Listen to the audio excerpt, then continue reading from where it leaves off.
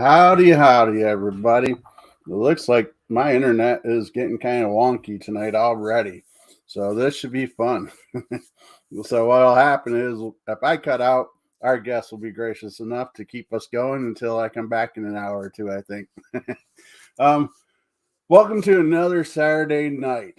If you don't know me, I'm Mr. Fedora Scott, one of the co-founders of Warren Area Society Paranormal. Um, I just ran out of rant there. But tonight we have very awesome guests from Bump, if you could read on the bottom, Bump in the Night Society. They're gracious enough to join us tonight. And I see that we have Sean and Mikey wait in the background already. So I figure I better get in here before they disappear. And what would I talk about? You guys already heard all my stories. So I want to remind you guys that I need a lot of heavy conversation on Facebook to help earn a little bit of money. And I'll let you guys in just a second, okay? Right now, Facebook is being kind and letting us earn money, and the goal is $1,000. If we hit that, the majority of that will go towards someplace like Waverly Hills or something like that, someplace where we could go live. So we're not going to be greedy and keep the money and buy a bunch of Reese peanut butter cups or something. So without further ado, we'll bring Mikey on, and then we'll bring Sean on within seconds of each other, as we always do. And by the way, I was here early, so I don't see why you guys are giving me grief. All right, let's welcome them in. Hi, Scott. How you doing? Hello. Oh, I'm okay. Yourself? Doing well. I don't know how great my internet connection is because my office was now replaced with baby stuff, so I have to do it from the basement. So I hope the connection stays all right. Well, that's what mine was like going honky. It's like, this should be a fun show tonight. But let's not leave Sean waiting in the background. Let's bring him in Yeah, too. definitely. Hey, what's up? How you doing? Hey there, Sean. How are you doing tonight? Good. Nice to meet you both in semi-person. He's late. I'm not late. This is Leefoot. We like to call him, another co-founder of WASP. Okay. These guys always give me grief about being late, and he doesn't understand how I could be a bus driver, be on time all the time, but in my personal life, I'm always late. Hey, if you're on time for work, that's all that matters, right? Right. And if you notice, I don't know if you heard, I'm going to get paid by Facebook for this. I showed up early. So you see what the motivating factor is, right? There you go. Definitely. But if you guys will take a moment, and since I brought you on first, Mikey, let's let Sean answer first, if he doesn't mind. A little bit of who you are and a little bit of history real quick, if you don't mind. We're Bump in the Night Society. As Bump in the Night Society, we've been together about a year. Me and Mikey were part of a group before that. Been doing this probably about 10 years, but not as a group setting, more or less, doing my own thing, or me and my wife, because my wife, Jennifer, she's part of the group too. And we've, been going to Gettysburg and, a lot of local stuff, Minesville, stuff that's in our areas, for years. Awesome. Mike? As far as investigation goes, I've probably only been doing it for, I would say, like a year and a half or so. But I have been doing different paranormal stuff, going to different locations for, I don't even know. I would say my first paranormal experience was when I was 19. And I've been going to like cemeteries and different locations since then, but just kind of started doing the investigation just recently. So a lot of years of experiences, but now just getting into it. Now, sorry, I got slightly distracted, and I apologize with my phone. I did hear what you said, but it took a minute for my mind to catch up with what my mouth wanted to say. That's all right. It takes me a while for my brain to process too, so don't feel bad. Now you guys are down in the Pittsburgh area, right? Yeah. Yeah. Just outside the city or right in the city? I live in Heidelberg, Carnegie, which is right in the suburbs. Mikey's a little bit further. Yeah. I live in Armstrong County, so it's, I would say, about 30 to 40 minutes outside of the city. Nice. Kind of in Redneckville. I'm in Tiddyu, Pennsylvania. I don't know if you guys ever been up this way, a little north of you guys by Erie. And, okay. Yeah, a lot of woods, a lot of. Well, we'll just say lots of woods. Yeah. I do classify myself as Tiddyute's biggest YouTuber. Oh, okay. But how much competition is there? And I'm not aware of any. There's a couple of goats out in the background somewhere, I think. There you go. Can you guys see the chat at all? I can't. I can just see when you bring it onto the screen. I don't see anything. Yeah, when you bring it on, I see it. Okay, I'll try to keep that in mind as we go. Oh, no, I see it now. I had to click something different. Yeah, we're good. Yeah, that'll kind of help when we're in the middle of a conversation. And if you guys are kind of glancing over there too, it should be on the right side of your screen. You'll see like comments, and one will say personal and the other will say something or other. Yeah. But yeah, we're really professional on this place. That's how we are too. Don't worry. Yeah, Matt is Mr. Paranormal Consultant. Now he's a little closer to you guys. More, probably about the same, really. Just he's more east of you guys. Oh, okay. And he goes to Gettysburg all the time. I've only gotten down there twice now. Yeah, we're actually going in December, me and my wife, for our anniversary. We're staying the weekend. That's a little chilly time of the year to be doing that, right? Yeah, we went last year, though, too. Last year we stayed in the Grand Midway Hotel in the Vampire Suite one night. That's actually what our next documentary is going to be on. That's how we found out about the Grand Midway. And then the next day we stayed in Gettysburg. But this time we're just staying in a little cabin for the weekend up in Gettysburg. Nice. Yeah, I never heard of the Vampire place. You said it was Vampire? It's a Grand Midway Hotel, but they have the Vampire Suite is the room that we stayed in. Okay. Awesome. Now, one thing that caught my attention, and I wanted to ask you about your name. One, what made you decide that? And two, why is society not paranormal? Do you want to take that one, Sean? Well, as a team, we had a bunch of different options.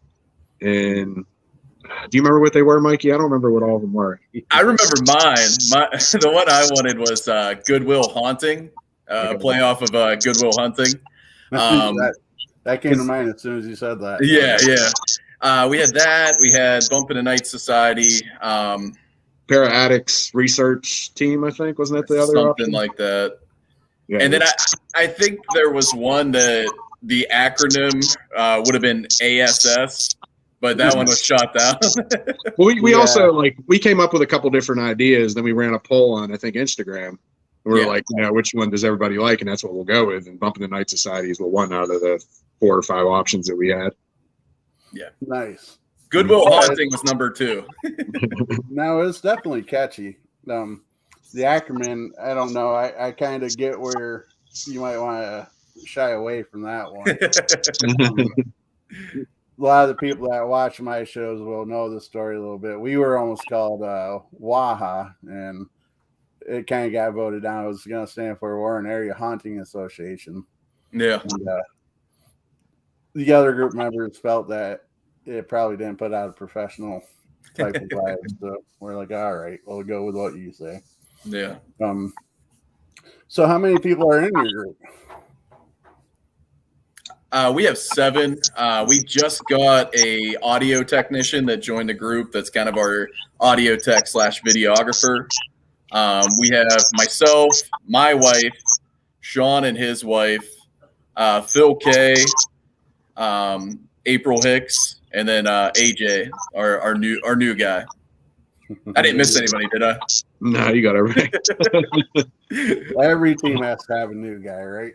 Yeah. I was actually just going over videos right now, right before we got on, because our camera guy just sent a whole bunch of videos over. From your last investigation, or is this something? There was actually 3 different things: Madison Seminary, Loveland Castle, and Tin Lizzie. He just, like, our Dropbox was like 4% full. Now it's like 20% full. No yeah, doubt. we'll have to get more storage space. No doubt. Now, you guys, I have Facebook, Twitter, YouTube down there. But when I asked, you guys had a whole list of social media sites. Yeah, TikTok's probably actually our biggest, which Mikey's real happy about that. We have like 80,000 followers on TikTok. Wow. That is something. It's mainly Jen and Sean just doing crazy stuff on a daily basis. and then I'll post something like an evidence reel, and like 5 people will watch it. And then Jen will post something like just random, and like it'll have like 3,000 or 5,000 views. Well, see, our biggest video actually that kind of made us go viral a little bit was when me and my wife were in Tennessee. We did a video on Brushy Mountain, and we had over 1 million views on it. And Brushy Mountain actually reposted it on their page, so that was pretty cool. Wow. Yeah. Man, you guys are sounding like you're doing all the right things to grow pretty good. I hope so. Yeah. I mean, of course, one can only just do what they can and hope for the best. There is some people have the science down. They can do this and that and be like, I mean, look at Mr. Beast. That guy is a beast. Yeah. You know. Well, see, that's like my wife does. She works with adults with special needs and that. And for her company, she's a like social media events director of events. So she does that stuff at work. So, it's pretty much the same type of thing. Nice. She must love her job, though. That sounds like such a rewarding job. Oh yeah, she does for sure. Yeah, Nora Lee and them, they'll give me grief through the night as they pop in and out. He'll watch the whole time and comment the whole time, I'm sure, about odds and ends. Mr. Paranormal Consultant, he'll give me grief about my fedora and cupcakes. We were doing a show one night. My granddaughter, she was 6 at the time, one of my grandkids, and wanted me to ask, knowing that Lee was Leefoot, as we like to name him, knowing that he was watching, she asked what kind of cupcakes he wanted. Okay. She loves to bake, and so she was bringing him cupcakes. Nice. And ever since then, for last 6 months, it's been at least once on the show. Yeah, like I said, he's gonna give me a hard time. I always pick on him. Matt runs a very similar show to this one, and so when I get on, I say things like duck lips and if you're finding any value in this video, please click like and share. Perfect. Anyway, enough of them guys. I'll just ignore them. So, now where I'm at is a very small city. Warren isn't very big. It's not majorly small, but it's definitely not Pittsburgh. And where I live, there's, like I said, woods around. So it's great for like, we know of this camping site that's got activity and things like that. But in a big city and surrounding areas, how's that? You think that gives you guys more cases, or you think you're at a disadvantage? I think in the city itself, they have a lot of like haunted tours and stuff, but it's hard to like actually get in the buildings in the city. Hillview Manor is probably the closest, I'd say, to us, which is in Newcastle, which I've been a bunch of times. Mikey's been once or twice, I think. Yeah, it's once so far. That's the poorhouse. Yeah. Yeah, it was a poorhouse and something else at one point too. Nursing home or something like that. Yeah, I'm pretty sure it was a nursing home. psychiatric. I mean, TB hospital and such. yeah.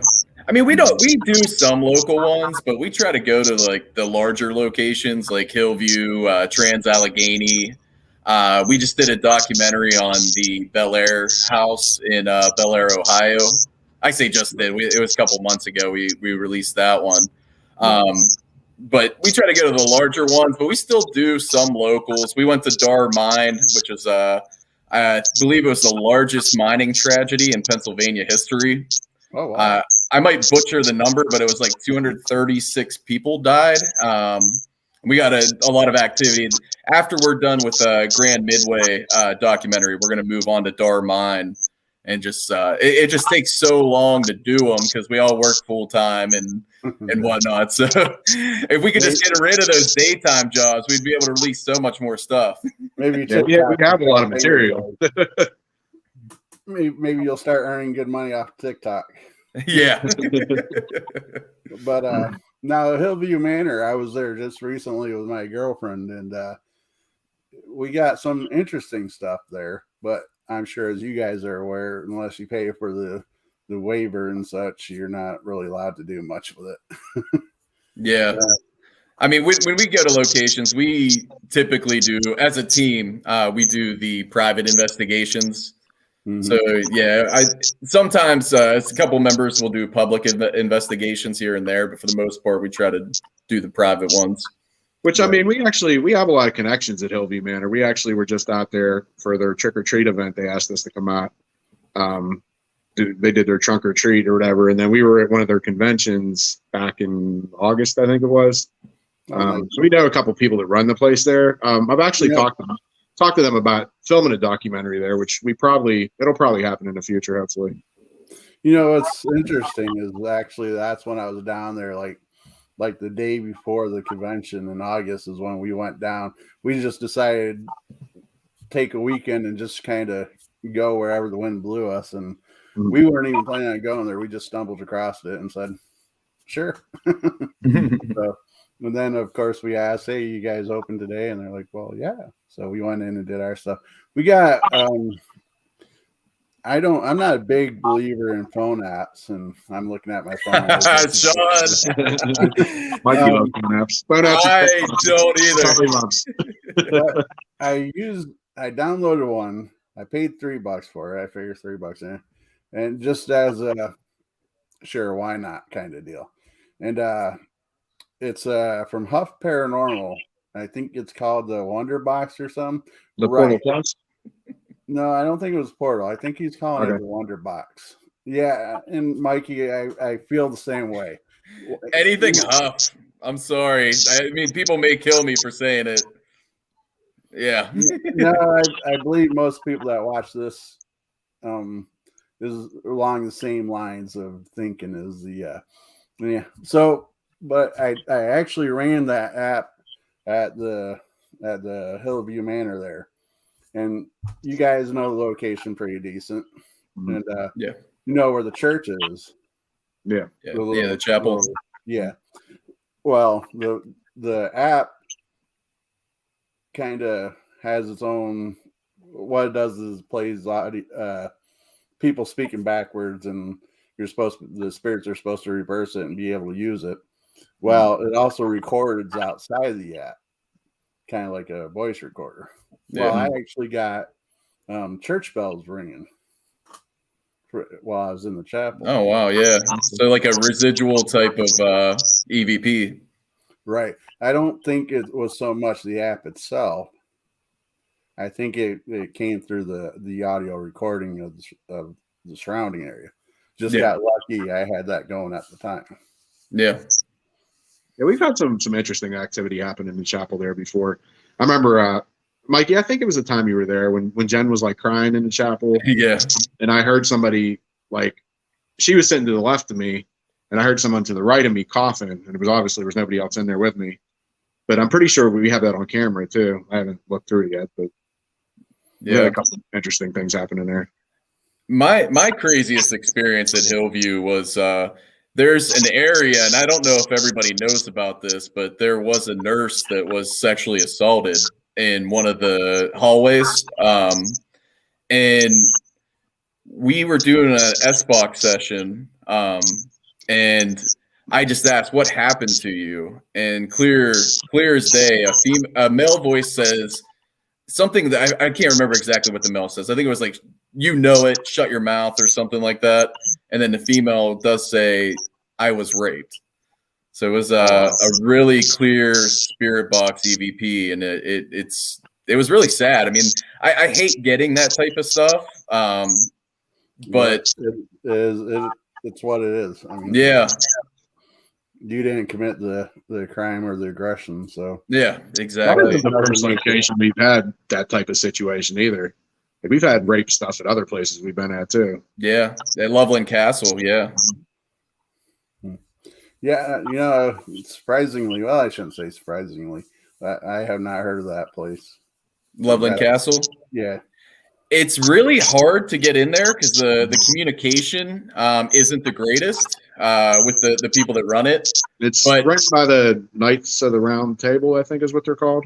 No, I think it's the Knights of Golden something. I can't remember. Oh, yeah, Knights of something. I forget. Yeah, but I mean, they're awesome when you get there. They're actually really, really nice, and they take care of the castle really well.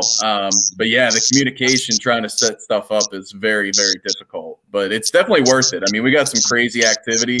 Sean, if you want to tell them what happened with you with the poltergeist activity that we had, it was pretty crazy. Well, I didn't technically see it or whatever, but I guess that's true. I was doing like a channeling session, like the Estes method or whatever I think they call it. Yeah, the Estes method. And when I was doing it, like, we do it in separate rooms. I was there by myself and they were in a different room. Usually we would do it on different floors, but since we're in a castle, the reception wasn't that great. We were using a baby monitor to be in different rooms. So we call it a remote channeling session. Okay. Yeah. But so we had the baby monitor, and then we had 2 or 3 real cameras, I think, on me. I think it was 2, yeah. Yeah. And I'm just doing that, and they're asking questions. And I mean, you're the one that saw what happened, Mike. Okay, yeah. So essentially what happened was, like, we were using a baby monitor. So you have the monitor, and I had a camera in the room with us on the monitor screen. Okay. And you can hit the button and talk through it and ask questions, and it'll go through the camera in that was in with Sean. And I had at one point asked if there's anyone in the room with Sean, can you knock over one of the cameras? And our cameraman's like, not the $1,000 one, knock over any other one. So I would say probably a minute or two later, we kept asking questions. And then I noticed on the screen, because you can see because the monitor shows Sean in the other room, so we can see what's going on. And you see the camera like rock back real quick and then just fall over. And we had 2 other cameras on Sean, so that he didn't move or, get tangled. His foot didn't get tangled on a cord or anything. It just rocked and knocked over. Like I said, it was probably a minute after I asked, but a lot of the times with spirits, it can take a buildup of energy in order to do anything.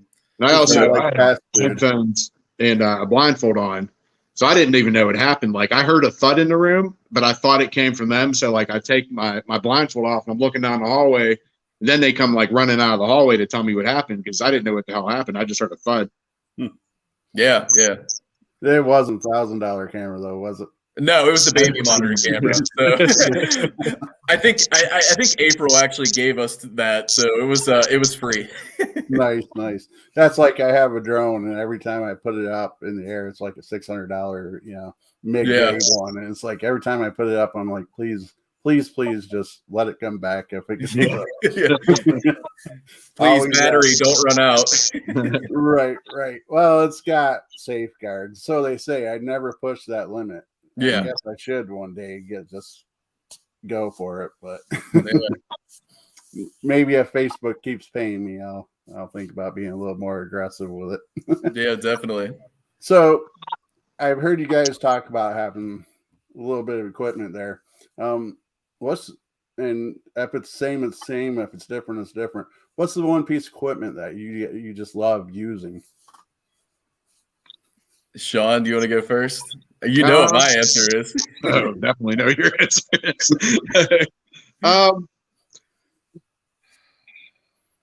I mean, of my own personal equipment, because you know some of us own different things. Probably a REM pod. But if I had to pick, our old team member used to have an Ovilus, and then our cameraman has an SLS, which I like that a lot too. But I guess out of my own equipment, I'd say a REM pod. Okay. Mine, I have two. Sean knows one of them. I Well, like. He's the king of the S box. I can only have one. No, you could have as many as you'd like, but I was saying before you answer, let's see if he knows. Oh yeah, he'd already said it. It's the S box from Ghost Stop. It's a spirit box, but it's a little different than the SB7s and the SB11. I feel like it's a little louder, so you're able to hear responses a lot better than you would on an SB7 or an SB11. The only downside is sometimes it can be susceptible to radio bleed. Mm-hmm. So when I'm working on documentaries and editing, I try to cancel out any radio bleed. I try to only showcase the Class A EVPs. Now, is that the red one? Yeah. Okay. And it's kind of nice because it's smaller and the speaker's built in. So I always rock a fanny pack with my gear in it, and it fits in there. So it works. School. Yeah. Now, I have the SB11, and and I've had the SB7 was the original. Yeah. I preferred the 7 over the 11. I just don't seem to have as much interaction with it. I don't mean like the radio and such, but it just doesn't seem to have that connection. Maybe it's just my personal one. I don't know if each one is different and more better or worse than the other, but now myself personally, I like to use the Boo Buddy. The Boo Buddy. Okay. Yeah, we don't have one. Yeah, we don't have one yet. I go through Ghost Stop too. Matt, if you're still here, maybe you could recommend your friend there that was on your show. I believe his site is called Paranormal Attic. Oh, okay. I've heard of them. Okay. Yeah, they got different trigger objects and things like that on their site that's different than Ghost Stop. So I like looking at both sites myself to kind of try. So what's the one piece of equipment that you guys wish you had? Like I said, we used to have an Ovilus, but the one we had was, I think it was an Ovilus 5 or something. Obviously with Ovilus 3 is like the one that's like most coveted, I guess. So if I could have any object, that'd probably be what it is. That's his friend there. Attic Junkie Paranormal. Yeah, I've heard of them. Yeah. Yeah, they're making a name for themselves. They're growing pretty good. Yeah. I honestly, I don't know. I mean, I'm pretty happy with my current equipment. I mean, I could go out with a twist top flashlight and be fine with just that. But I know another one that a couple people, Peggy and Drake, both mentioned to me was an EDI. I think that'd be cool to have one of those too, because we don't have those either. I never heard of those. I don't think I've heard of that. It measures like vibration, static electricity, temperature. It does a whole bunch of stuff. It has a K2.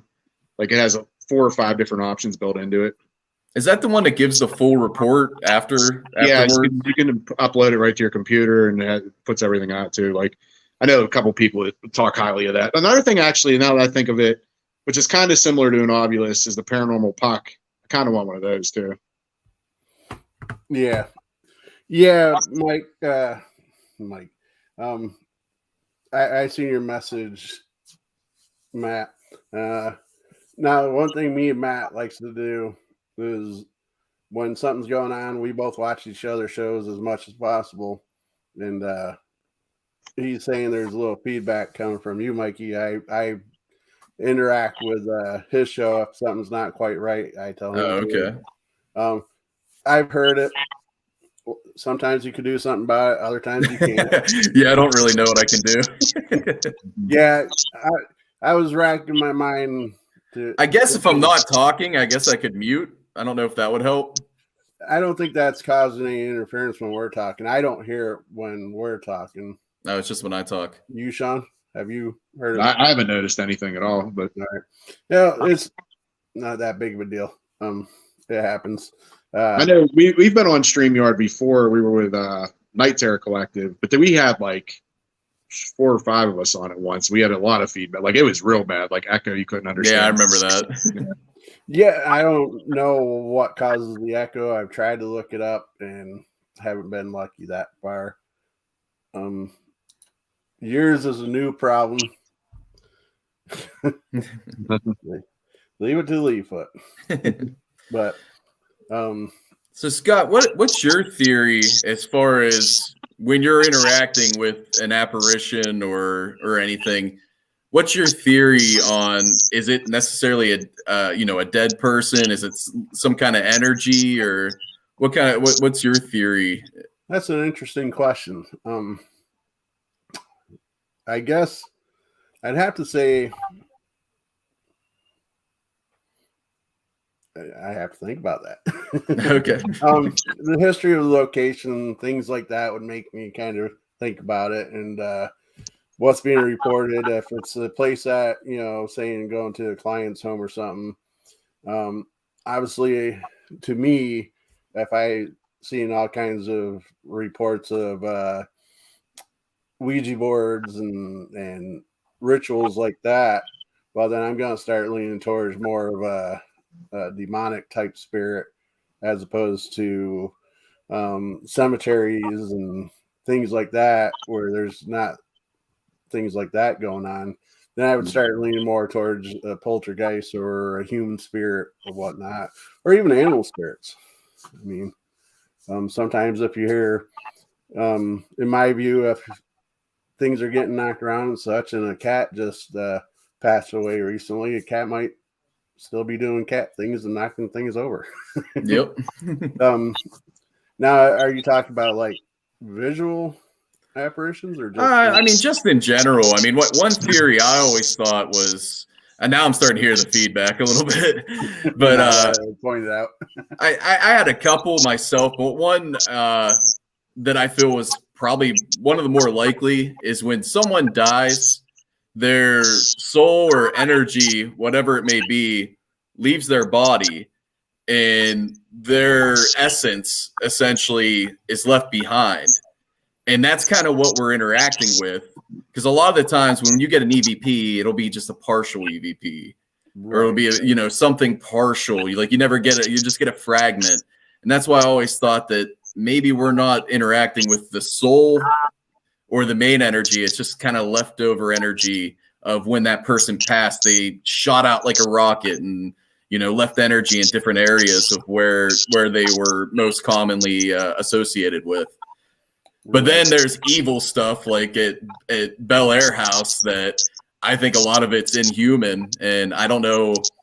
I mean, it depends on your belief system. If you believe in demons and, I just think that, there's evil energy, and that place has inhuman evil energy that you can interact with.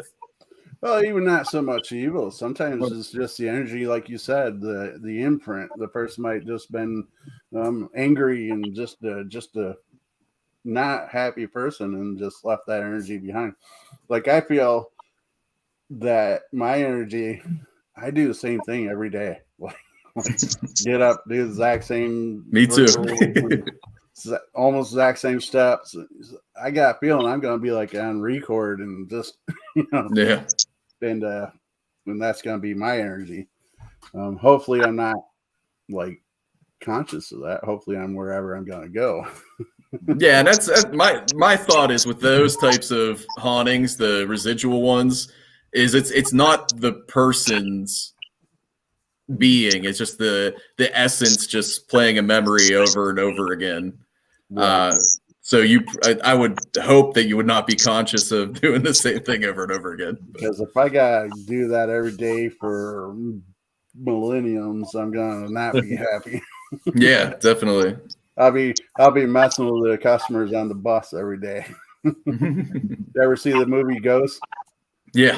I'll be like the guy on the subway train. Yeah. But yeah, I had something in my mind that I was gonna ask. Have you guys seen a full apparition? Not as an adult. Like as a kid, like my first experience, like Mikey was talking about his, mine was actually when I was a kid in the house I was growing up in. And I was probably 5 or 6. I was little, but my brother was 6 years older than me, and he saw it too. So like, because a little kid, you might just think like, oh, it was your imagination. But my brother was probably about 12, and I remember we were in our dining room, and the house was the first house on the street. Like, it was over 100 years old, really old house. We were building with mini bricks in the dining room, and the way my house was set up, like there was a dining room, there was a little corridor that went to where the basement was, and there was like the living room over here. And we saw in the corridor a guy standing in a trench coat. And me and my brother like both went and told my dad. My dad looked through the whole house, looked down the basement, didn't see anybody. And that's the only time I think I've ever saw an actual full apparition, like in person. As an adult, I haven't seen anything. Yeah, I've never seen any full body apparition like in person. I have one picture that I took at Trans Allegheny, right outside of the lobotomy section, where you can see a mist, and when you kind of brighten it up a little bit, you can see it's almost like a goat head. It's a figure, like it looks like it's in a robe, but it has a goat head. Do you think it could have been from a ritual? Either a ritual or maybe just all the evilness of that particular location, because they would do lobotomies. They would take a weekend and do 30 some lobotomies in one weekend in that area, and just all that evil energy may have had something cross over. Maybe it's just negative energy just embodied in that particular form. I don't know. I could imagine. Wow. I can imagine that energy probably must have been intense being there. Yeah. I mean, there was 2 locations in particular where in the lobotomy recovery room, I got an EVP. I asked, did you receive a lobotomy while you were alive? And a gentleman, clear as day, said, yes, I did. Yes, I did. And then I also did a solo session in the with the S box, my favorite device, in one of the isolation chambers, and it was like static. I'm a firm believer in electromagnetic energy being coinciding with paranormal activity. I do think there's some kind of thing there where they coincide with one another. Now, see, I like the spirit box myself, and Lee hates the thing. Yeah. Like every time I bring it out, he's running the opposite direction. Yeah. So every time I hear you say how much you like it, I could hear him 20 miles away rolling his eyes. I'm probably more in the middle. I give Mikey a hard time just to, mess with him. Yeah, I mean, we bust on each other. He likes the phone app, so I bust on him about that. He busts on me about the S-Box. I mean, the phone apps, we've had some really good interaction, like at the Bel Air house. One of our former members had an app. I don't know which one it was. And it was a moment where we didn't hear it live, but I heard it when I was reviewing evidence. It just picked up on my camera, and it was a cat meowing. And then coincidentally, his one of his ghost apps, I don't know which one it was, said cat. Oh, nice. And we didn't get the correlation because we didn't hear the cat until I was reviewing the evidence, and I was like, oh wow, that's clicked. And then we actually interviewed the owner, and she said that one of her cats was brutally killed on site while she was away. Oh my, who would do that? That's not good. Yeah, I think my big thing is with the phone apps, I'm not like all that believable that he's trying to put out over here. there is a couple things I've had that are really weird. Like one of the main things is we were coming back from Gettysburg, and this is when my daughter was in Girl Scouts, and my father passed in 2011, and this was down the line. Right? And we were talking about my dad while we were using an app, and the app said Bubba. My kids used to call him Bubba. So that's crazy that it actually said his nickname that no one's going to know what that was, Right. See, my view on phone apps is they don't work. But not, okay, I guess I was a little too blunt with that.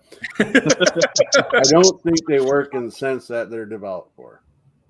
I think once in a while, a spirit could use it and manipulate it for that one particular time, like you were saying, Sean. I think once in a while the app gets lucky in that situation where the energy is enough to get it to work for that particular time. Does that make sense?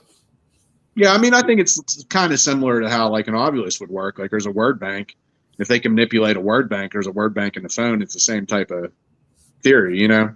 And our phones have a lot of sensors and such now. Mm-hmm. So yeah, that's what makes me very skeptical of the phone apps. I mean, I'm not going to say we don't get good stuff from them. It is possible, like you said, that a spirit could have enough energy to manipulate it. But my thing is like, okay, phones can track you, through Facebook. Like I'll listen to something on the radio and then I'll have an ad on Facebook for that band, and I won't even talk about that band ever. Right. And that's the thing that makes. But the thing is though too, if you put it into airplane mode, it can't do that. So. Oh yeah, it can. I'm sorry. I don't mean. I'm big into the whole government could do whatever heck they want to track you. So, forgive me for saying that. No, I mean, and Sean, I would say, is probably the most skeptical person in our group. So I know he's not saying he 100% believes in phone apps or anything like that. But there's nothing wrong with some good, healthy ribbing of a team member. Oh, we rip on each other all the time. Anytime I bust out my S-Box, he's like, oh, here's Mikey with the S-Box again. What a surprise. Now you sound like me and Lee. Yeah. Let's see. Yeah. I went down.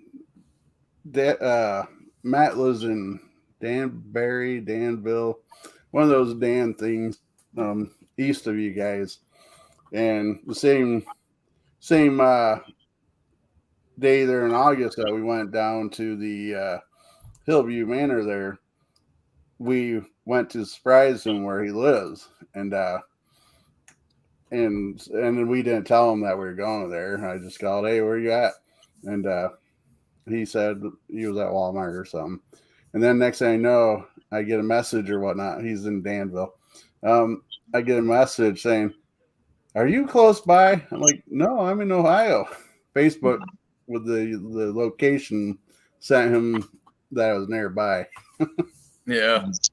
So Facebook ruined the surprise of he just popping up at his work and saying, hey, here I am. Yeah. And Matt, I know you're probably going to yell at me, but I'm going to invite you guys to an event that he's putting on in September 20th something in Danville, where he's been inviting, and I've been kind of piggybacking paranormal teams going to the fair they put on there. Okay. So the teams that have been on our shows and such, we've been offering to come down and just make one big Para Unity Day. Okay. Yeah, just let us know. Yeah, definitely. There's the details here. Okay. In Danville. Okay. Yeah, cool. Yeah, we're just gonna make a day of it, hang out, go to the fair. Matt has some more details planned out. I guess I'm gonna be forced to be there. I'll bring my S-Box. There you go. And your fanny pack. In my fanny pack, definitely. I'll look for the guy running around the fair with a fanny pack and S-Spot. Yeah. So, speaking of that, this has little relevance to the S-Box. Have you done anything out of the normal on how you use it? Like, have you hooked it up to anything or? I mean, we have a portal, but I'm not a big fan of the portal. Yeah, it's kind of hard to That's kind of tune it, I guess you would say. Is that how paranormal thing again? Portal? That's the Huff Paranormal thing. Yeah, Okay. Yeah, we have a mini portal. I've been interested in that, and the event is on the Facebook page Paranormal Consultant if you want more details. And I guess I should just say I've hooked up my Xbox to the Warren Mall PA system. Oh, okay. Like I knew the guy running maintenance there, and I worked there before, and So it's definitely a haunted property. Yeah. So I just hooked up the S-Box and it ran through the whole mall after they closed. That's awesome. We use the energy, the noise to try to build up the energy of the place to make it more active. Did you get any good results? Not so much from Spirit Box because we weren't listening to it, because it was just, we turned it down low to where it was there, but not enough to. But yeah, we've been to that property many times, and we got things from kids talking, answering how old they are when we asked. We've gotten marked up a few times, bruises and such. Yeah. And then we still go to the mall isn't there anymore. It's a strip mall, so it's individual stores. But the back parking lot, believe it or not, has a lot of activity. Oh, okay. A lot of energy. We go in the back parking lot with our Spirit Box and things like that, and when we're just wanting to do something, and believe it or not, it's quite active. There's 2 female spirits and 1 aggressive male spirit there. Oh, okay.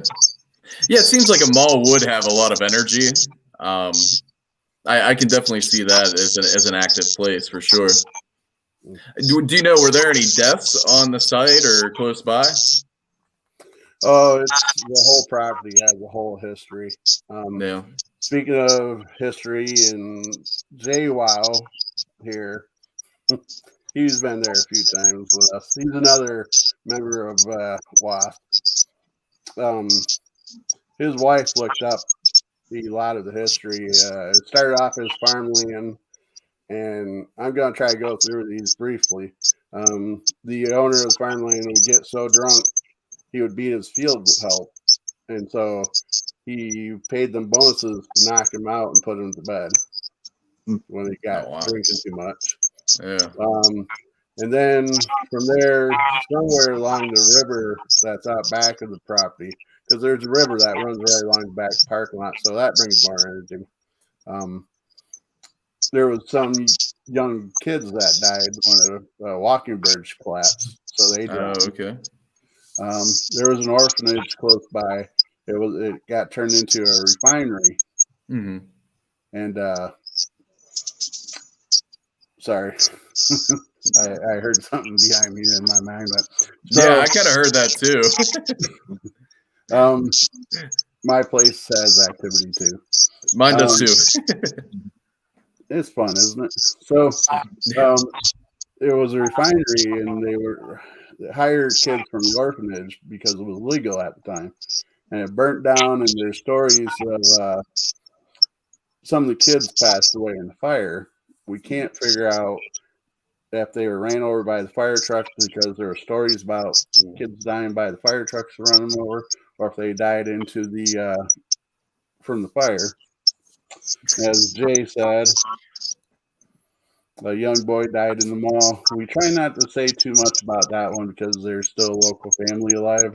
Yeah, understandable. So we try not to, but he did pass away on the property.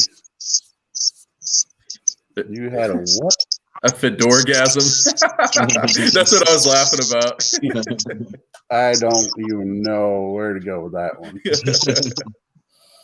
Yes, as you see, my group has lots of fun. Oh yeah. Everyone busts on me with the fanny pack thing. I don't drink anymore, but when I did, I'd always drink White Claws, and everyone would bust on me for that too. People pick on me because I like my pumpkin ale and such. So yeah. And I make my own beer, so I got different types of, like St. Patrick's Day. I brewed. As a matter of fact, I got a bottle here. There you go. Lucky Charms cereal. I fermented it with that. That sounds very interesting. Yeah, that sounds like it could be dangerous. It was an interesting taste. Yeah. My girlfriend's daughter, she tried it. She liked it, but we weren't thinking about it. Another thing we used in there was lactose sugar, made from milk. Mm-hmm. She's allergic to milk products. So we were like, couldn't figure out why she got sick after drinking it. We're like, oh, it's just normal stuff. And then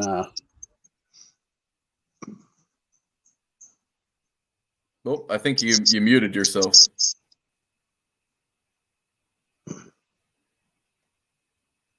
Scott? I'm here. Oh, okay. I'm sorry, guys. I just unplugged my mic, thinking that might be the feedback we're hearing. Well, let's see. I'll mute myself. I think it's me. No, we're still hearing it. Try yourself out, Sean. I think you're the guilty party. All right. Here, I was thinking it was you. Yeah, I do too. It seems like it's every time I talk. Yeah, it's Sean. Well, I'm thinking you're down in the basement. I'm on a cell phone, so that's probably why. Yeah, that's definitely. Because I mean, I have a Mac. That's what I was looking up stuff on, but it said I had to download Chrome because it wouldn't work on Safari, and I wasn't downloading that. So yeah, I don't blame you. It's all good. So what, Scott? One thing I liked that you pointed out was with the mall haunting. You had mentioned that close by there was the refinery accident, and I feel like a lot of people have the misconception that if a place is haunted, those people have to die at that location. And that's definitely a misconception. Like where I'm at my house, we've had plenty of activity. And I even have on our YouTube page, I did a couple spirit box sessions and I got some pretty cool responses. you and Tony. But yeah, I do have an attachment to Tony that shows up every once in a while at all locations. Is that like your guardian angel, or? I hope so, unless he's some evil prick that just follows me around. But in my house, like I don't know the full history, but I don't think there was ever any deaths necessarily in the house. But if I go 2 blocks that way, there's a cemetery. And if I go 2 blocks that way, there's an old hospital. And I feel like, some of the hauntings could be from either, location. Yeah, definitely. I agree with you there. Let's see. This looks like a nice long conversation. We'll just cover Sean up a little bit. Yeah, you're right, Casey. I think they can move around and such. Yeah, I agree 100%. I mean, one of my theories is that spirits are on multiple planes of existence, and some of them may be on a more powerful plane, so they're allowed to move around, and they can actually see the other planes, while some are limited to just a particular plane. They can only see spirits on their plane, and they can't move around. That's why they're stuck at locations. In particular, like the Bel Air house was on a ley line, so you have a lot of energy coming in, because I'm a firm believer in that. And we had some spirits come through. We interacted with one named Fred, who wasn't associated with the house whatsoever, but he kept coming throughout the house too, not limited to any room whatsoever. And I think it is that they're on multiple planes, and depending on what plane they're on, they have limitations. See, sometimes I wonder if along kind of the same thought pattern is multiple dimensions. Sometimes parallel universes. Sometimes I wonder the hellos and such we hear is from a close connected parallel universe, and they're probably on the other side doing something similar and hearing us saying, "Is anybody there?" Yeah. So it's like compounding each other. That's just one of the things that I've thought of, and I'm sure I probably read that somewhere. It was actually, there was a movie that came out, I want to say in the late 90s. I think it was called The Others. And it kind of had that concept where it was a woman and her 2 children from I would say the 1700s. And they kept just getting harassed by spirits. And they thought their house was haunted, but it turned out spoiler alert, it came out in 98, so I'm sorry if you haven't seen it yet. But at the end, they reveal that it's actually a paranormal group that is doing a Ouija board session. And they're, connecting with them, and they're actually the spirits haunting the place. Where the whole movie, you think it's, spirits haunting them. Right. Hey Dan, good seeing you. Haven't seen you on for a little bit, so always good to see you. Sorry, guys, to interrupt the conversation. No worries. I'm trying to keep up with the chat too. Go along. Fedoras have layers. Like Casey said, like onions, not Yes. like ogres. Yes, and that could be, like you said, dimensional as well. I mean, I feel like, because I'm a firm believer in the electromagnetic current when spirits come through, and I feel like maybe that is them breaking through a dimensional realm rather than, a spiritual realm. And maybe it is a time thing. Maybe, for example, let's go to Anchorage Mansion is a place that we went to, and we interacted a lot with one of the servants there. Maybe he is intelligently interacting with us because maybe in his time he's dreaming and we're asking him questions, and maybe he's breaking through and he's talking in his sleep, and it's just coming through in a different dimension, but at a different time. Right. That would make sense. I gotta do this, guys. Give me a second. If you guys are finding value in this video at all and entertainment and all that, and if you like these guys, since I know you don't care for me so much, click like and share and Like it. No, I'm having a blast with you guys.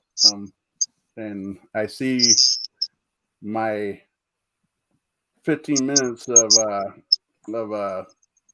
preview before the show did nothing. Now everybody's coming in now. Yeah. That is too much for one fedora to handle. I don't know. Probably about this.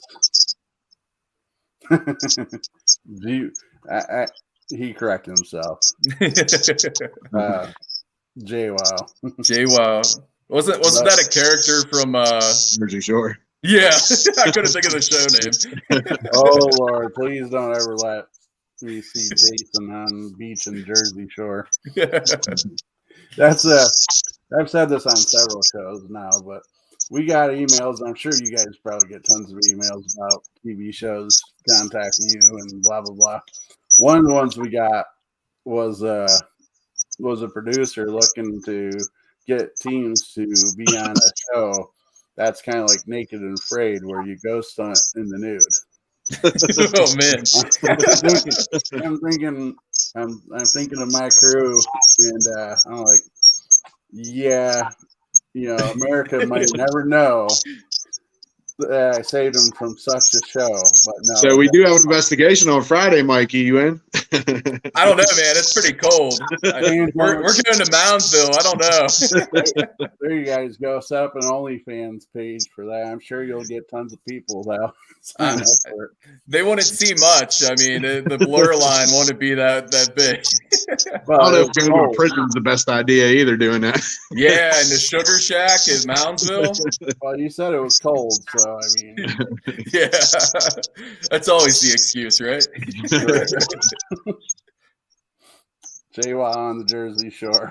Yeah. But so yeah, no doubt. Yeah, for sure. And I'm not even going to show that comment there, Mr. Consultant.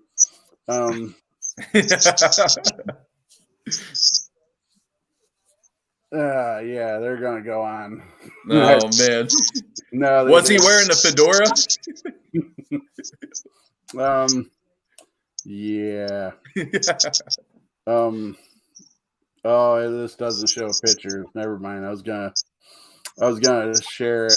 I was gonna be adventurous. I did a Photoshop on Matt's show.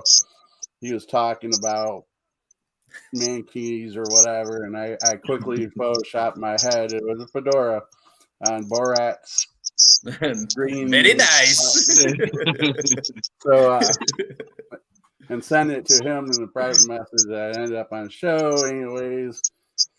His shows go way out into the left field, so if you guys want a little bit of craziness, talk to him. No, definitely. I mean, one day we're talking about zipper polish and such. But let's get back to the. Well, I guess that's paranormal too. Anyways, let's get back into the spiritual side of this. What is a location that you found not so much active as in spiritual wise, but you guys had a lot of fun at? I would say that's like every location. we have fun a lot. I mean, there's some places. I'd say the least active we probably had was House of Wills. Yeah. But we still had fun there too. I mean, we always have a good time. Definitely. Yeah, the only thing about House of Wills was I feel like it could have been more active, but it's in a very sketchy part of Cleveland. Yeah, the neighborhood's scarier than the location is. Yeah, it was a bit terrifying.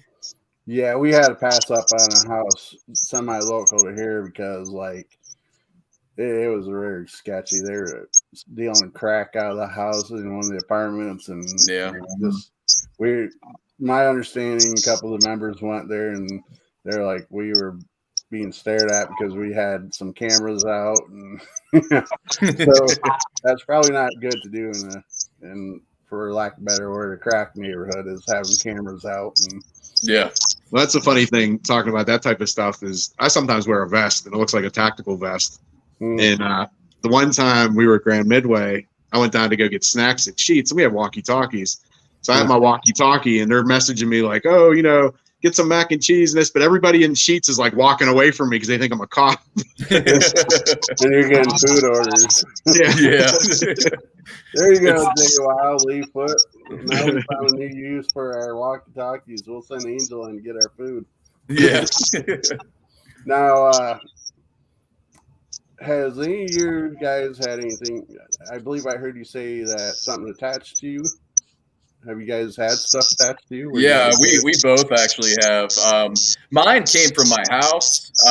It's a spirit named Tony, and he's shown up. He didn't show up at Grand Midway, Sean, so I didn't get him there, but he showed up at my house, obviously. He showed up at Trans-Allegheny Lunatic Asylum when we did the documentary on that. Showed up at the Bel Air house when we did that documentary. So I don't know. He just kind of follows me around. I haven't had anything too negative happen that I'm aware of that he would have caused, but Sean's was a little different.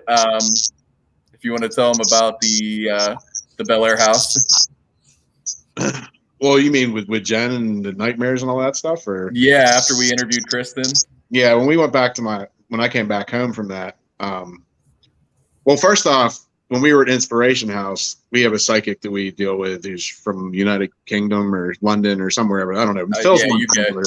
But she always messages us, and she said I had an attachment, and then it jumped to Jen, which is my wife, which is weird because back at my house after we did this interview with Kristen, there was a couple of different instances. Like I woke up in the middle of the night the one night, and I thought my wife was crying. I was like, "What are you crying about?" And she was like, "What?" And I woke her up, and then I don't think it was the same night. I think it was a different night. But I went to get out of the bed, and the way my bedroom's set up is the doorway is like at the foot of my bed.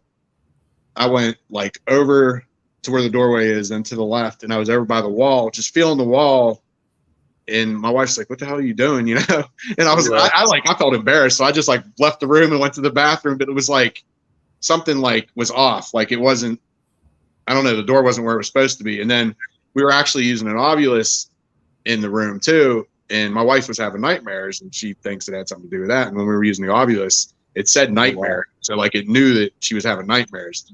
And like I said, that same psychic Karma, she was saying that there was something attached to me, and then it jumped to Jen, and I don't know. Yeah. Yeah. And I'm very, very skeptical when it comes to psychics, but yeah, Karma has said some stuff that, I mean, it blows your mind. A couple different things, like actually talking about that rape thing, going back to Loveland Castle, she mentioned something about that. And when I was doing that channeling thing, I mentioned something, and it wasn't on camera. It wasn't live. She didn't know that. And then also some of the people in our group that same night kept hearing a dog, and that wasn't recorded live either. So she didn't know that. And she said there was a dog following us. So there's a couple instances that she's like really nail on the head. Yeah, at the Inspiration House, she had asked me if I was feeling all right. And then I would say maybe like a month later, or 2 months later, I had severe intestinal issues and had to get part of my intestine removed. Oh, man. And I don't know if that's a coincidence, but yeah, it's pretty crazy. Now, it's funny you bring up the Inspiration House. That's in Ohio, right? Yeah. Oberlin. Now, I found that online, and that's the place that I've been talking to the group about going to. Is that a recommended place by you guys, or? It was more active than I expected. Yeah, it was surprising. We did not expect much going in, and yeah, we did something different. Normally, we do a lot of research before we go to a location. We were trying something different. We decided let's not do any research and just see what happens.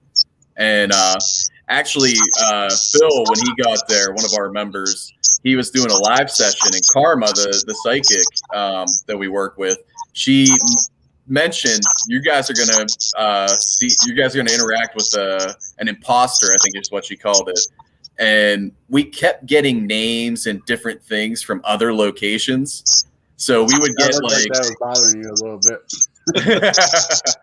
but we would get names from like prior investigations. Like we got Emily who's the inhuman spirit from Bel Air House, and Walter from Dar Mine, which was a spirit that we interacted with.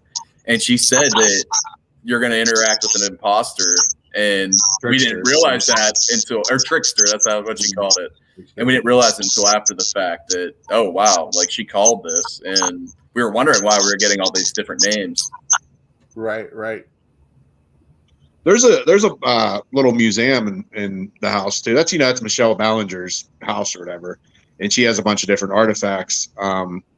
Which actually, like I held a cursed doll, and they were asking different questions. We got some pretty cool like EVPs and stuff off of that. Yeah. So with Casey's question, she wants to know prolonged use of like spirit boxes and obelisks and such have similar dangers as a Ouija board. I don't think the individual items have the dangers per se, but I do feel that, in my opinion, that something could attach to what you use. Then the more you use it, the more you feel like a connection with, and then it just builds up either good or bad, whatever that turns out to be. Do you guys feel the same? Yeah, I mean, I feel like, Ouija boards, you used to be able to get them at Toys R Us, so I don't think the Ouija board, like you said, itself is dangerous or evil, or, prolonged use from it could lead to anything, depending on what you're channeling in. See, I don't know, because Mikey wasn't there the first time we were at Bel Air when that whole possession thing happened. That's what our documentary was about. The one guy who's not part of us, he's part of a different group, PPI, he was using a pendulum with a spirit board. And he was also saying, you can use my energy and shit like that. And even the night before, because we were there for the whole weekend, night before, me and him were talking, and he was like, oh, I don't think anything's in this house and this and that. And it was kind of like he provoked it. But I think definitely using the pendulum and the spirit board is probably what caused it. Interesting. And they've been talking about making a very customized fedora with turkey feathers. And do you have a logo? You got to get a logo put on her. Yeah, definitely. I think we got one somewhere. Who knows? Well, Scott, I hate to do this, but I got my heart stopped right now. Yeah, we got a 3-month-old, so I gotta help with the putting him down to bed. Yeah, shoot a tranquilizer at him. Yeah, exactly. But take a minute. No, I appreciate it. Before you jump off, is there anything more you want to add in the next 24 seconds or so? Well, I mean, I'm sure Sean will, plug everything as far as our social media pages. We have had 2 documentaries that come out. More evidence releases, I would say. At least the Trans-Allegheny Lunatic Asylum one was our first. And the Bel Air House was more of a documentary, but it's very long. So we found that people will watch like maybe the first hour tops. It's a 2-hour long one.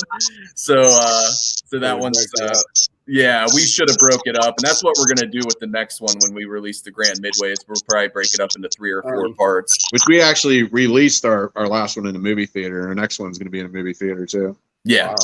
And we might have another movie theater out in Johnstown. We might try to release it. The Grand Midway's in Windber, PA, so we're going to try to release it in Johnstown to, get that audience. Let us know. Maybe we'll try to get down that way and watch it with you guys. Yeah, for sure. Before you get too much further, I hate to keep doing this to you. And I can't remember if it was you or you, Sean, that mentioned about not caring for the Ghost Hunters title. Oh, that was me.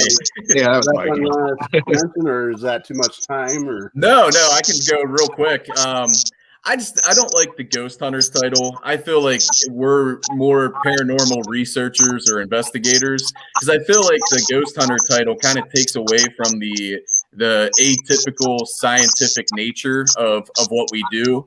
Because I feel like Ghost Hunter's more like a sport, like you're hunting, where I think this is more of a scientific type of endeavor, where you're connecting history with scientific evidence. And I feel like the term Ghost Hunter kind of takes away from that a little bit. I'm just going to start calling you a Ghostbuster.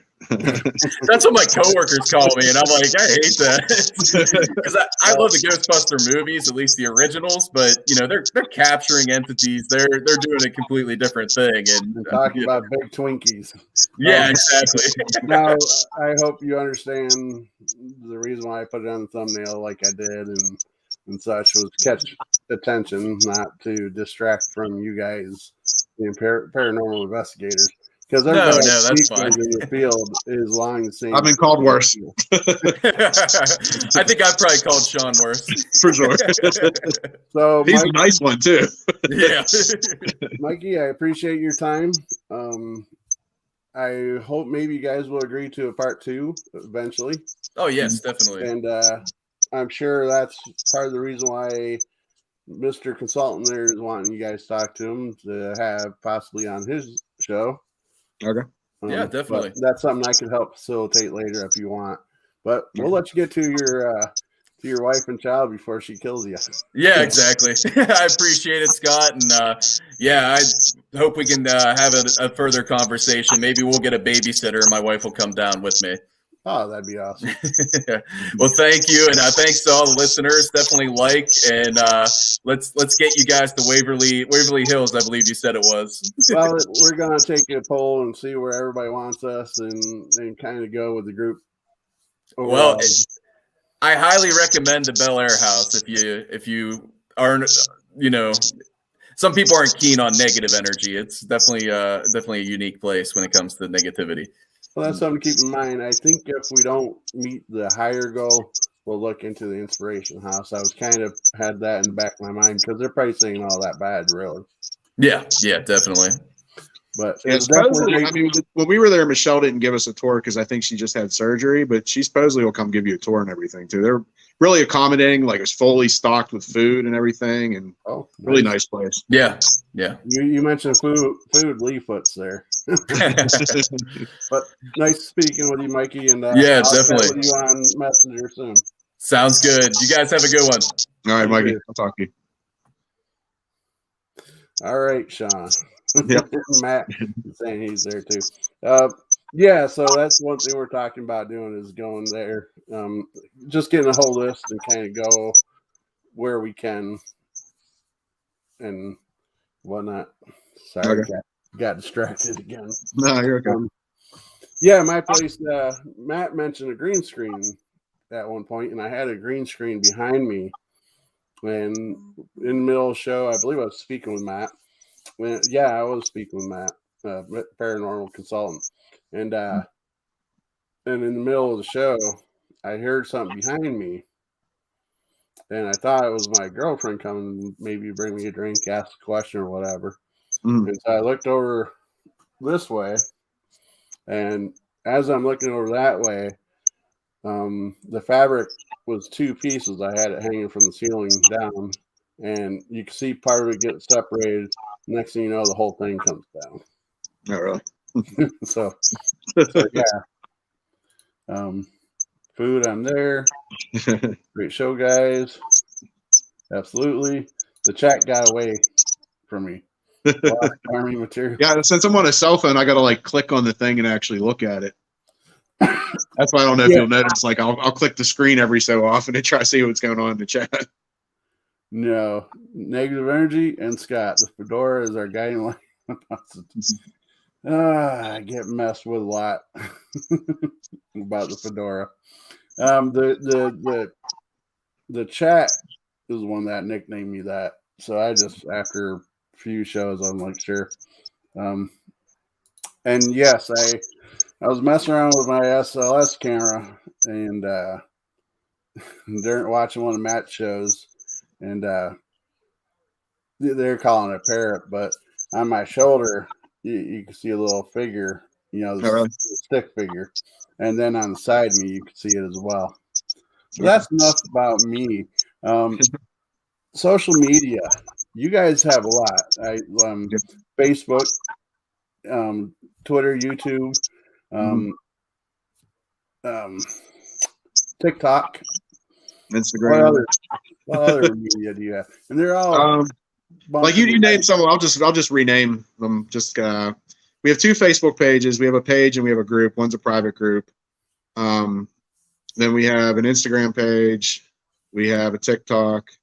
We have a Twitter, YouTube. We have a WordPress, but we haven't really been using it recently. Like Mikey has a background in journalism, so he would usually like write articles up on some of the things. But with him having a baby now, like it's hard to do that now. I would imagine. And we technically have a Snapchat too, but we don't really use it. So. Well, it's kind of good to have these things because that way somebody else cannot come behind you and take them and try to hold them hostage per se, or do bad media when you guys are doing good things. That's the reason why I have like Snapchat and a couple other things myself, is not so much for use, but to keep other people using the name and spinning things negatively. Yeah. And they're all called Bumping the Night? Bumping the Night Society, yeah. Society, right. Mm-hmm. Now, LA Productions. Man, they're just going to throw everything. That's my other YouTube. That's my other YouTube where I do like my drones and my odds and ends of different content. Me and a couple other people came across a masked villain in one of our little short films. The Creeper is what we called it. Yes, Matt's pretty good. The consultant is very good at jumping and scribing stuff. Thank you. So what's the most intense location you've been to? Well, like I said, that possession at Bel Air House was definitely the most intense experience I've experienced. We've been there technically 3 times. I've been there because we were there for a full weekend, and then part of the team went back for a full weekend. Me and my wife just went on the Saturday, and then when we went to go interview Kristen, we were there again. The rumor with that place, which I kind of feel is true, is the house kind of gets to know you. So the first night, like I said, I was talking to that one guy, and there wasn't really anything that happened. And we're both like, oh, this place doesn't even seem haunted. But the second night was when like everything went crazy. The time that me and my wife went, which was just a Saturday, we didn't have a ton of activity. And then, when we went to interview Kristen, it was just like a daytime there for a couple hours type of thing. Right. But yeah, definitely. The only time I'd say I was actually like scared in an investigation was when that possession thing happened. And I'll go walking around places by myself, and I'll do those channeling things by myself. Like I don't really get scared, but that was scary. That was enough to get you, huh? Yeah. Probably the most scared I've been on an investigation was not even paranormal. Okay. It wasn't even bad. We did a public tour. We auctioned off for charity, and big factory, place shut down. It used to be a factory, and the group was 6-7 of us in the ladies' room. Of course, there's no power to the place, nothing going on. me being one of the hosts of the night, stayed behind. I was going to be the last person in and let the group walk out, and then I was going to walk out. I looked over to one side at the mirror, see if I could see anything, and I didn't. When I turned around, for a second, I thought it was a full body apparition, like 2 inches from me. And it startled me to where I let out a little ah. Yeah. And this poor girl that was on this tour, with these professionals, she got scared too because, well, here I am screaming. She's like, ah. And after a couple seconds, like, oh. So that's probably the most scared I've been. That's funny because, like, the one time we were at Hillview Manor, it was me, Phil, and Jen, my wife, walking around, and we heard like some like weird noise. She hip checks me into the door frame and like runs into it was an animal, it was in the wall. Oh, but she got scared because something was like making noise like inside the wall. And she didn't protect you or anything. She just like pretty much threw me out there as a shield and just left. Nice. Make sure you have other protection with you next time, just in case. Yeah. So I asked this on most of my shows. What's the one location you guys would like to go to that you haven't been yet? I mean, I want to go to the Winchester Mystery House a lot. I guess like United States wise, that'd probably be where I'd want to go. I mean, I've been to Salem and I've been to New Orleans, but not really investigation, wise. Because I would like to go to Salem and New Orleans and actually investigate some of those areas too, Get away from the tourist traps. Yeah. Kind of deal. Well, me and my wife we got engaged in a cemetery in New Orleans. Yeah. Well, that's an interesting place. Yeah. And you said your wife, so obviously she said yes. Yeah. But so what about outside of the states? I think Dracula's Castle would be cool. What is it, Pavalia Island? I don't even know how you say it, but I think that would be cool. It's in Italy. And then there's what is that other one? The Island of the Dolls in Mexico. Oh, I think the all three of one those locations would be cool. Went to. Mm-hmm. Yeah. He brought Robert the doll there. Oh, okay. Yeah. I think I saw that. Now, do you believe that inanimate objects like dolls, like Annabelle and such, do you believe that such things are real, or do you think that's just built up? And I mean, I think like just how we were talking about earlier about how like an S box or something can have an attachment. I could see any inanimate object having an attachment, So I think it's possible. Nice. Yeah, I believe so too. I mean, obviously the movies hyped it up. I believe the first Conjuring movie was kind of similar to most of the investigation to some degree. But then after that, it just kind of went crazy. Ghost Adventures, I believe, when they first started out, was pretty accurate on investigations, but once again, made for TV. My wife can't stand Zach Bagans. The funny thing is, a lot of people that I speak to don't care for him very much. You got a shadow person. That's my wife, actually, right there. Yeah.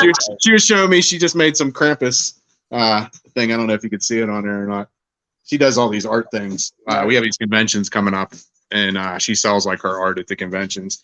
We sell stuff for Bump in the Night Society too, like some of our merchandise. Now we have actually at Monsville, December 4th. What is it, Metaphysical and Oddities show? Yeah. Okay, so you believe in the crystals and she's more into that type of stuff, the spiritual stuff and all that. She believes in all the horoscopes and the crystals and all that type of stuff. Me, like Mikey said, I'm pretty skeptical with a lot of stuff. I'm not saying I don't believe in it, but I'm just not as spiritual, I guess you could say. Or maybe you just haven't. Well, being your wife, I'm sure you've learned a lot. Yeah. Whereas myself, I know some basic stuff, but not like I wear protection, like beads and stuff too, and so then I wear like a crucifix or carry holy water or something. I was raised Catholic, so that must be interesting. Yeah, because I'm sure there's a lot of faith that you grew up with that's counteractive to what you're doing now.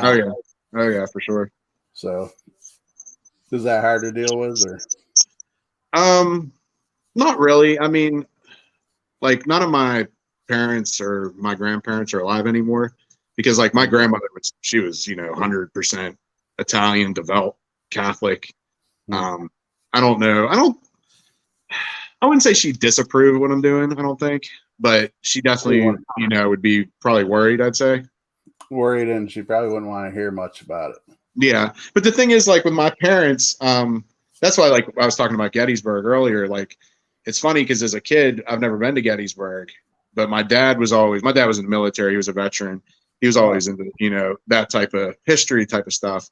And then my mom was more into paranormal. So you think like as a kid, we would have went to Gettysburg because it would have been like the perfect location, Right. Both worlds. But never was able to. Yeah. I'm sure they had their reasons. Probably they didn't want to argue with each other. I want to go outside. I want to look at the battlefields. I get a balance of both. Like, I mean, I like the history of it, and obviously I like the paranormal side of it. And it's beautiful to look at. I've been to a few times. I've got some excellent pictures there. That wasn't paranormal. Yeah, I agree, Dan. 30 years ago, it wasn't as acceptable. Yeah. I mean, you're showing your age, Dan. But yeah, Gettysburg, I've been a couple times. Now, the crazy thing with Gettysburg, wasn't even so much my experience wasn't there because when we went, it was during like the start of the coronavirus pandemic. So a lot of places were just barely open, and all the tours and such were shut down. But it was kind of crazy on the way back home. It was like 2, 3 o'clock in the morning, and we did find a cemetery there. By the way, the Old Elms House Cemetery that's open 24 hours. We got some activity there, so if you go back, that's the place to check out if you'd like. You said Old Elms? Elms, ALMS. Okay. And it's open 24 hours, and that's why we decided to go there because you don't want to get charges for trespassing or something. Yeah. So we were heading home, and the GPS started taking us down these back roads that we didn't come on the way to Gettysburg. So we were kind of getting a little sketchy on that to begin with. Well, about 15 minutes or so away from it, it takes us down this dirt road, the GPS does. And then it said, take a left turn here. It would have put us right through a cornfield. And the sign at the start of this road said, no outlet. Okay. And so I stopped the vehicle and I'm like, I've seen one too many horror films. Going down a cornfield at 2:30 in the morning where it says pretty much a dead end. Not gonna happen. Would you have taken that road? I don't know. I'm kind of adventurous, so maybe a little more adventurous. My wife would have probably tried to talk me out of it, but kind of like those commercials where the guy's picking up hitchhikers with chainsaws and such. Yeah. Well, that's like anytime we go to like a location or whatever. Me personally, like I like going to the scariest place first. Like I'll try to go like down to the basement or up in the attic or whatever. Like some people in the group ain't as gung ho as me, I guess. But I mean, we have a pretty tough group though. There's like nobody that's going to be like running from anything or nothing like that. Yeah, it doesn't look good when you were supposed to be the professionals and we're running from a place, Well, yeah, but I'm sure GPS didn't take you to those parties where you were at.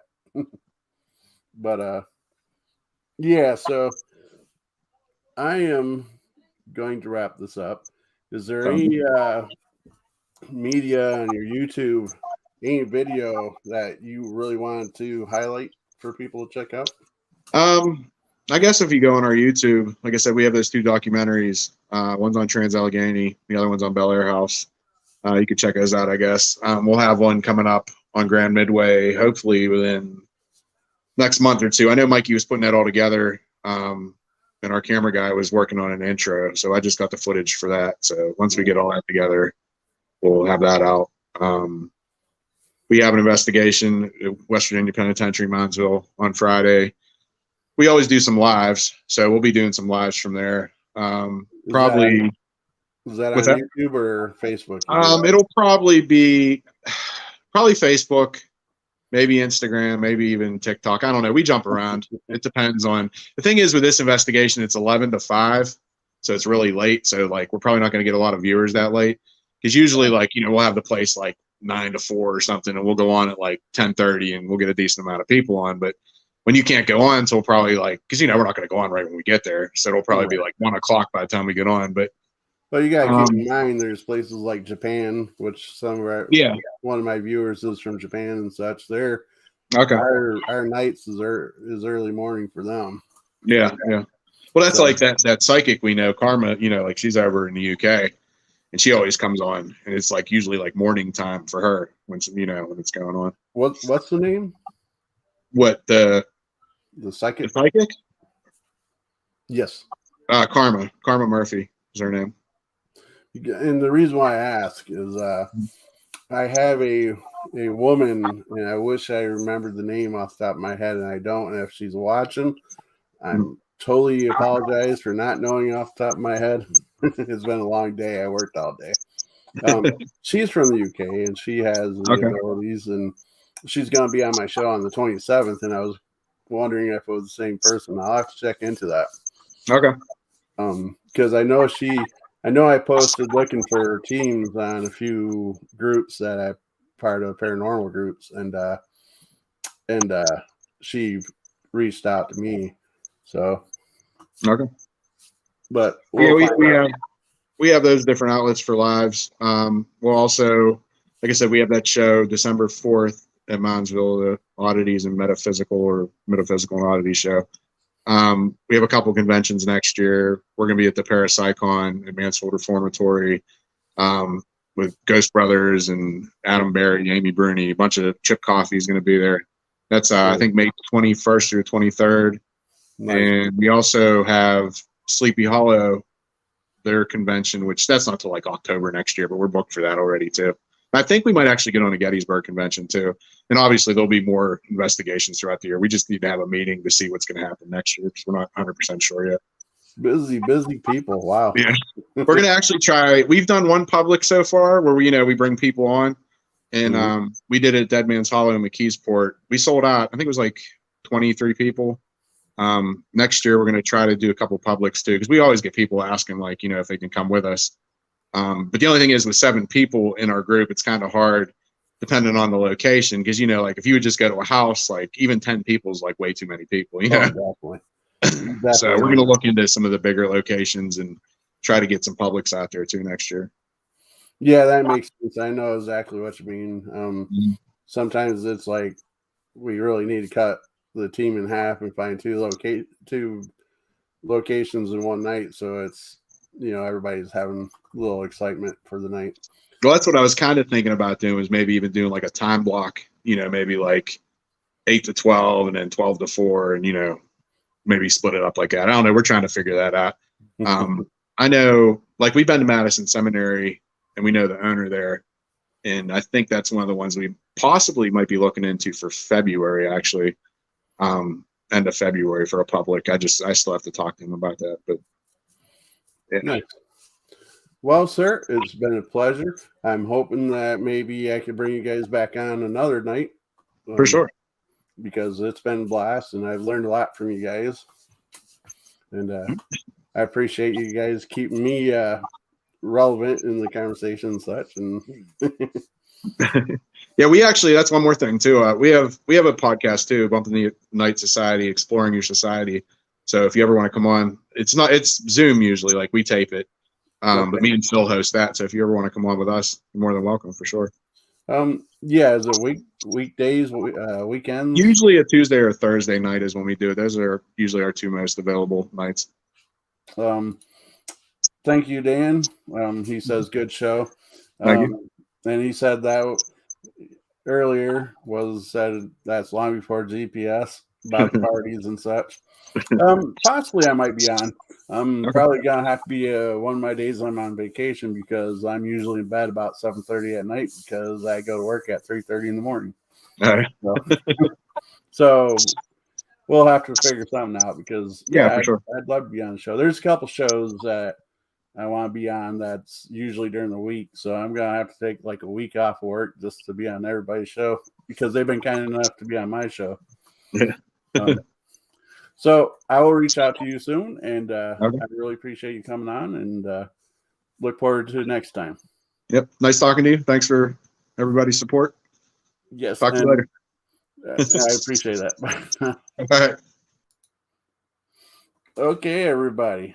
Sorry, I'm getting a little tired, so my mind is kind of jumbling around there a little bit. Apologize, Sean, for being semi-coherent at the end. Definitely a great group with lots of stuff going on and a lot of activity that they're getting into. So follow them and keep up to date because I feel you will not be disappointed, and you're probably going to see a lot of surprise things come up that they probably didn't even talk about, I'm sure. So I really appreciate everybody coming out and chatting with us. It was definitely a great night, and I'm tired, so my mind's going blank. So I'm just going to end this, and I will talk to you guys soon. Tomorrow, I might get on and do a spicy ramen noodle video for 5-10 minutes. It depends on, I can't guarantee I'll talk a lot because, well, it's spicy, so we'll see. And November 27th, I will have another great guest on from the UK. I will get the details out for you guys as soon as tomorrow. So look forward to that.